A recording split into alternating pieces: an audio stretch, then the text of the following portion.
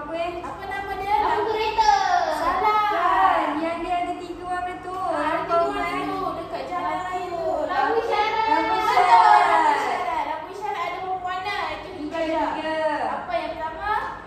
Merah. Merah. Kuning. Lagi? Hijau. Hijau. Pandai. Okey, hari ni kita nak menyanyi dan menari. Okey. Yeay. Cikgu menyanyi dan kamu semua ikut pergerakan cikgu. Boleh. Okey.